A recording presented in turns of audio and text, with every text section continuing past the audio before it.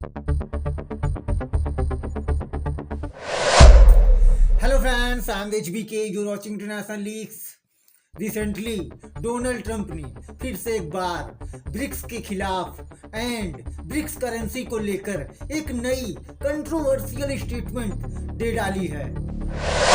ये आप news article देख सकते हैं। Not heard from them, Trump claims BRICS broke up after 150% tariff threats. मतलब डोनाल्ड ट्रंप का कहना है कि जब से इन्होंने ब्रिक्स करेंसी को लेकर 150% टैरिफ लगाने की धमकी ब्रिक्स कंट्रीज को दी है, तब से ब्रिक्स कंट्रीज चुप है, कुछ बोल नहीं रही है, डर गई है। एंड ब्रिक्स टूट चुका है, ब्रिक्स इज डेड।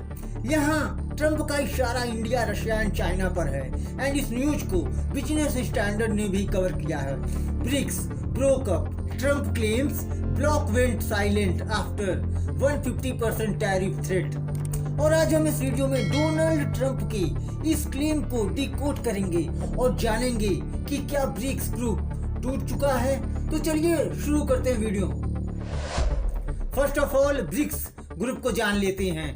ब्रिक्स में इस समय 10 मेंबर कंट्रीज हैं, जैसे Brazil, Egypt, Ethiopia, India, Indonesia, Iran, south Africa and UAE. And अगर साफ साफ शब्दों में कहूं तो इस ग्रुप का मेन फोकस पूरी दुनिया से अमेरिका की हेजमोनी को खत्म करना, अमेरिका के डॉलर पर से अपनी डिपेंडेंसी को कम करने का है।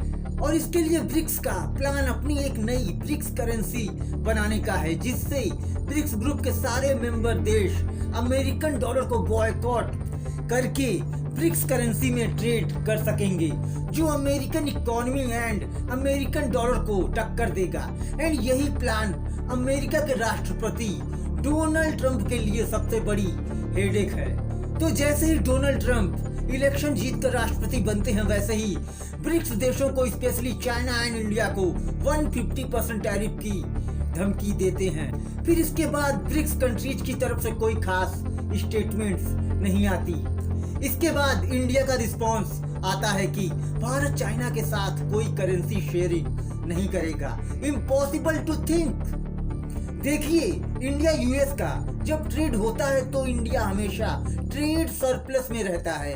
तो यहाँ पर इंडिया को यूएस से प्रॉफिट ज्यादा है, तो कहीं ना कहीं इंडिया ने थोड़ी यूएस के सामने नरमी भी दिखाई है। और भारत वैसे भी चाइना के साथ अभी के लिए कोई करेंसी शेयरिंग नहीं करने वाला। और रही ब्रिक्स ग्रुप की बात, तो ब्रिक्स में एक देश कहीं ना कहीं दूसरे देश का विरोधी देश है। जैसे टर्की भी ब्रिक्स ज्वाइन करना चाहता है, जो इंडिया के अगेंस्ट एंड पाकिस्तान के सपोर्ट में बोलता है। एंड फिर चाइना चाहता है कि पाकिस्तान को भी ब्रिक्स का मेंबर बनाया जाए।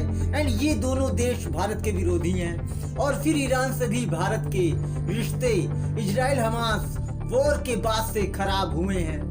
तो यहाँ ब्रिक्स ग्रुप खुद में ही कहीं ना कहीं अंदर से खोखला नजर आता है। तो यहाँ जो ट्रंप का ये बयान है कि ब्रिक्स टूट गया है, ब्रिक्स इज डेड, इससे ब्रिक्स कंट्रीज का कोई लेना देना नहीं है। एंड ब्रिक्स करेंसी का जो अभी के लिए आइडिया है वो ठंडा पड़ चुका है, क्योंकि कोई भी देश अपना नुकसान नहीं कराना चाहता।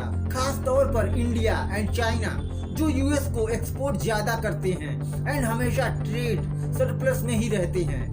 तो इंडिया को क्या पड़ी है यूएस डॉलर को न कहने की और चाइना के साथ ब्रिक्स करेंसी क्रिएट करके शेयर करने की।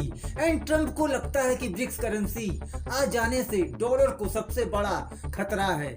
देखिए, अभी के लिए ऐसा कुछ भी नहीं होने वाला, क्योंकि ब्रिक्स में रशिया को भी अपने ऊपर लगे सैंक्शंस हटवाना है और चाइना इंडिया को भी यूएस से बिजनेस करना है।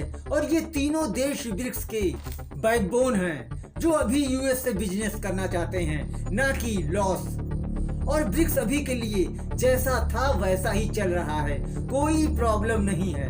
रही ब्रिक्स करेंसी की बात, तो ये इंडिया, रशिया एंड चाइना के ऊपर डिपेंड करता है कि वो ब्रिक्स करेंसी का क्या करना चाहते हैं फ्यूचर में।